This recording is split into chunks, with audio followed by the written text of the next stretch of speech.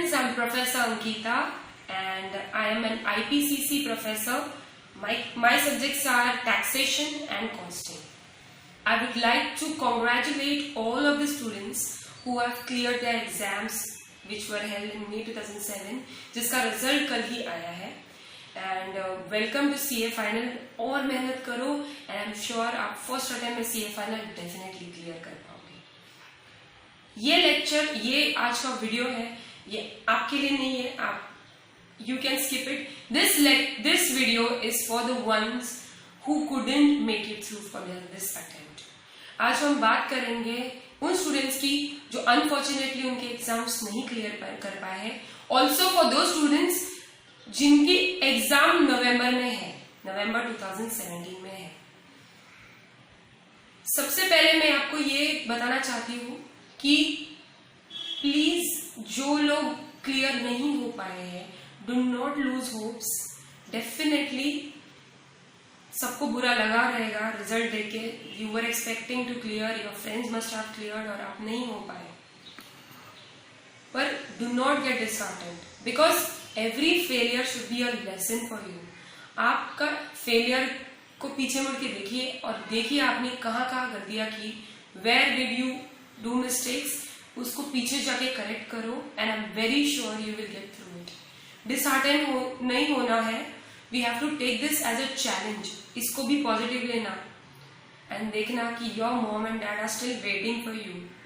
So there is somebody who wants you to clear this exam and आप खुद भी देखो that you have to clear this exam in this next attempt. Make sure last time में जो भी गलतियां की है उसके ऊपर प्रॉपर रिसर्च करो कि हम कहाँ गलत हुए हैं, उसको करेक्ट करो and I am very sure next attempt आपके लिए ही बना है. इसीलिए आपको हेल्प करने के लिए मैं ये एक वीडियो बना रही हूँ. मैं आपको एक गाइडेंस दूंगी फॉर दिस 90 डे प्लान. आज 2 अगस्त है and more or less we have 90 days in our hands for our exam. पहले बात करेंगे हम those who are appearing for both groups in November. Those who are appearing for both groups in November, I consider that you are not going to any office or you are not going for any articleship. So आपके हाथ में ये पूरे के पूरे 90 days है and you have to utilize it in the best possible manners.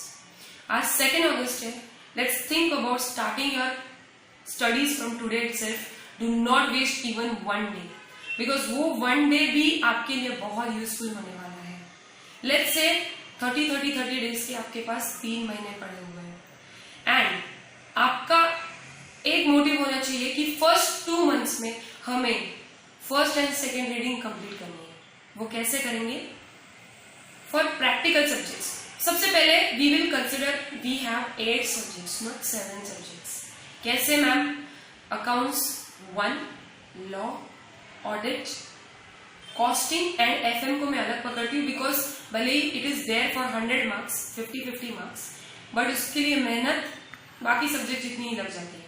So I am considering costing and FM as different subjects. Taxation like DT and IDT. Again DT बहुत ज्यादा टाइम कंज्यूमिंग है but IDT इतना नहीं है.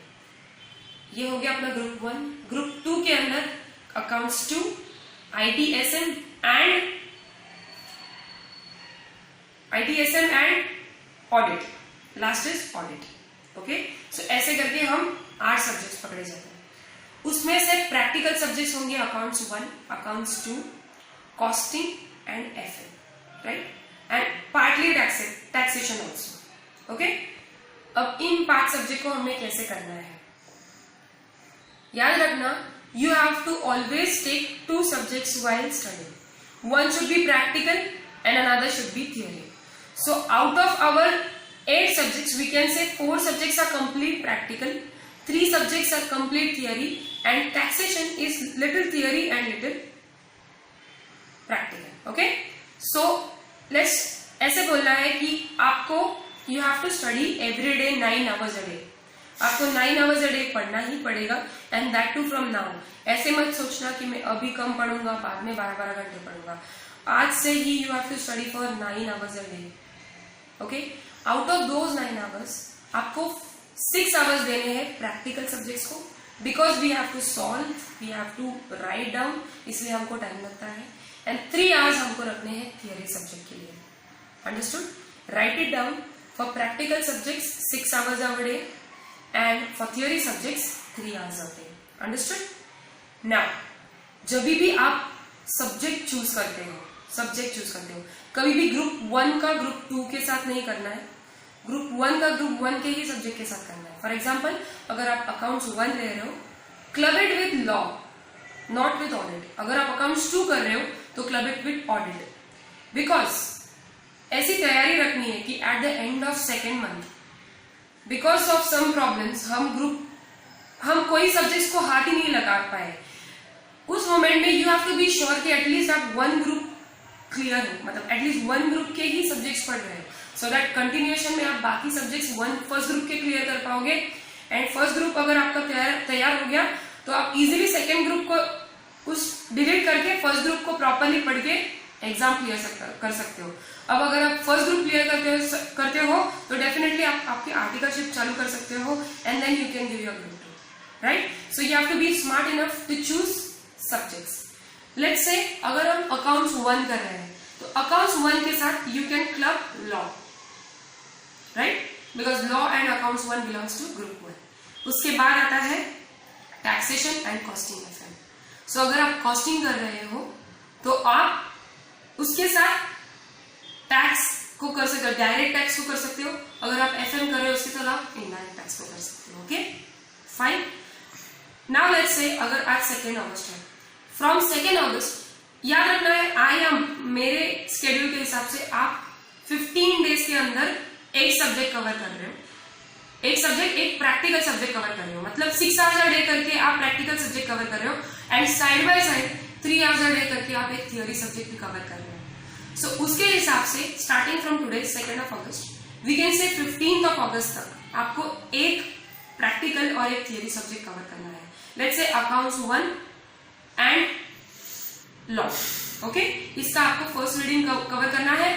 First reading आप कहां से करोगे? आप जो भी स्टडी मटेरियल, आप जो भी मटेरियल यूज कर रहे हो, आई वुड से लॉ के लिए एक प्रोफेसर खुशबू सांघवी का आप नोट्स रेफर कर सकते हो, because I have seen those books, those notes, they are very much friendly. उसमें बहुत सारे डायग्राम्स यूज किए गए हैं and it is very easy to refer, because theory subject को अगर आप ऐसे पढ़ने जाओगे तो नहीं समझेगा। चार्ट फॉर्म में करो तो आपको इजीली समझ जाएगा। Okay, accounts you can refer PM. अच्छा, every time you are finishing one subject, one topic from one practical और थियोरी सब्जेक्ट, उसका तुरंत आपको उसका पीएम करना है। सो आप फर्स्ट रीडिंग करते हो मेन बुक से और सेकेंड रीडिंग करते हो आप पीएम से। तो जो 15 डेज का टाइम स्लॉट दिया है उसके अंदर आप आपका मेन मटेरियल प्लस आपका पीएम वंस कवर कर रहे हो। Okay, after you have finished with accounts 1 and law, आपके नेक्स्ट 15 डेज के स्लॉट में, that is 16 August to 30th of August आप करेंगे कॉस्टिंग एंड टैक्सेशन। अब टैक्सेशन में आप डायरेक्ट टैक्स, इनडायरेक्ट टैक्स दोनों करोगे। Okay, so costing and taxation, alright. और उसके नेक्स्ट स्लॉट में आप करोगे, दैट इज 1 सितंबर टू 15 सितंबर में आप करोगे एफएम एंड ऑडिट। अब आपको समझना रहेगा कि आपने मैक्सिमम पोर्शन कवर कर लिया है ग्रुप 1 का। Now you can safely touch the group 2। फिर आप एफएम को क्लब करोगे ऑडिट के साथ and next 15 days, that is 16th of September से लेके 30th of September, you have to, the last 2 subjects you have to do, that is accounts 2 and ITSM. Okay, so in these 2 months, that is August and September, 4 15 days के slot बनाओगे।